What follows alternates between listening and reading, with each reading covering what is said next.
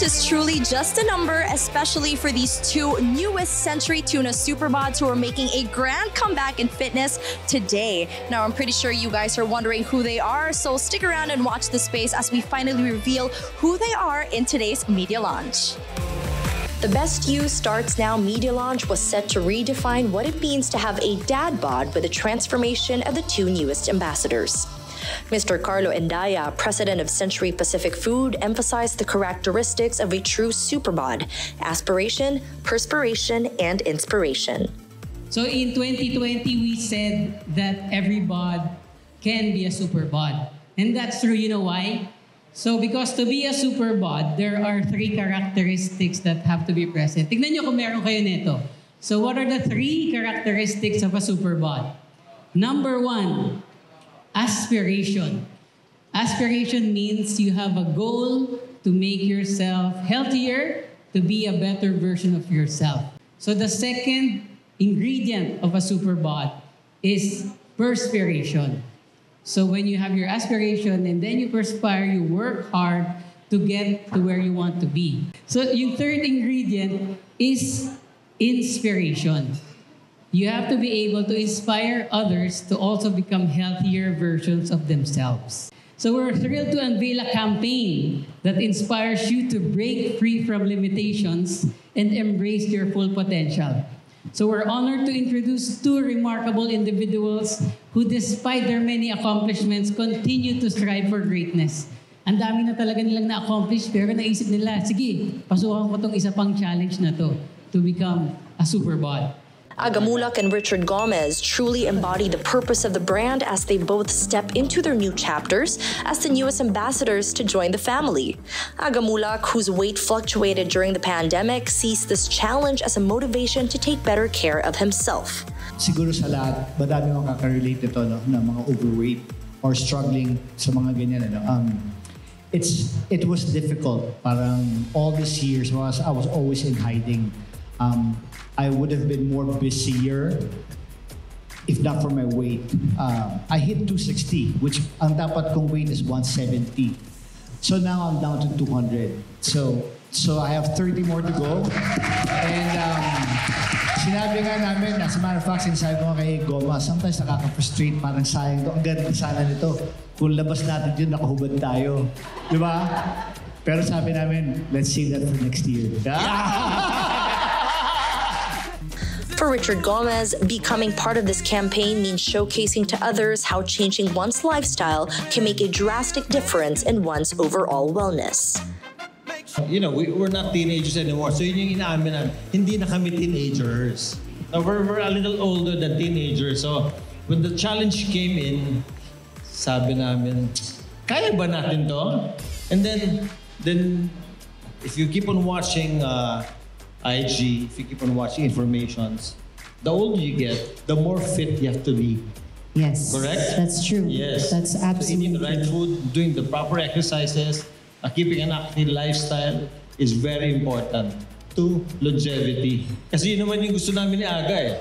Di ba? Gusto namin makita pa natin yung hindi, gusto ko makita lumaki pa anak natin. Throughout their 10-month journey with the help of Superbod 2014 Grand Champion Mauro Lumba, Aga lost 50 pounds while Richard lost 4 inches on the waist. Even their own families were pleasantly surprised with the results.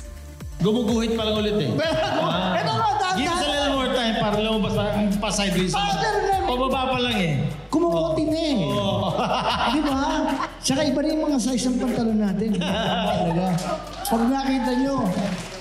Pero nakakatawa talaga. You guys, just sa lahat ng mga tao na sa labas dito, sa loob, you know, there's no deadline. You know, you just gotta do it really and learn about it, and then mahirap magtago sa buhay dahil sa katawan natin. Yung insecurities, parang itong mahilig mang fat shame natin, ano? But, well, we deserve it, you know. Pinabayaan natin ang katawan natin, but I'm just happy that we're here now. We're halfway there. Sabi nga, Gomes, di ba? We're getting there. You know, my wife, when she saw me lost weight, sabi niya, please don't gain weight again. Oo. Sabi niya, alam kong gwapo ka, mas gwapo ka ngayon. Sabi, kulang pa yan. hindi pa lumalabas yung tunay kung kagwapuhan ko naman. Kaya kung konti pa, little more. But Sabi really, more than looking good, it's really feeling better. Diba? Feeling better, feeling healthier, stronger. Yeah. Yes. Yun, I'm almost 50. Ilan taon ka na? Ilan ka? I'm almost there. Almost 50. Tama. Tama ko. 44 ako.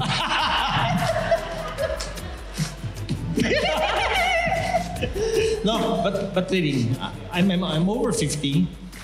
I'm over 50. But one thing I realized na at this age, you really have to work out more. Yes. No, you have to get your muscles up, and again, it feels better. I feel stronger. When I asked what other wellness hacks they've applied into the routine aside from their workout and diet, Alex is very much into cycling. He bikes a lot. Ako, I play a lot of badminton. I still do my fencing thing. Except that this was really a challenge to lose more weight.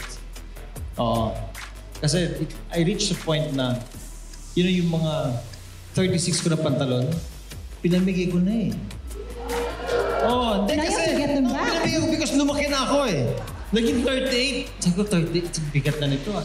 And then reach a point na tumitingin na ako sa 39, 40. Inabot ko yung goals. Grabe. 4, sabi ko, teka, 40. Buti lang dumating yung century. Kasi today, 34 sinusuot ko eh. Yes! Bihira naman, no? It's a lifestyle really. It's a really change of lifestyle talaga. And I'm happy that my wife also was very supportive. And siya yung gentle reminder ko always na talagang medyo nagkaroon ako ng eating disorder for a while, no? Talagang binge. So minsan hanggang ngayon lumalabas pa rin yun. And she would stop me. Sinasabi niya na, tama na yan, di ba? Parang alam mo na yung pinanggalingan mo. Huwag ka nang bumalik din doon, di ba? Ang sinasabi ko naman, nakita mo naman ako noon, di ba? Nung tayo yung mga bata pa. Yun. Pag nakita mo ulit siya,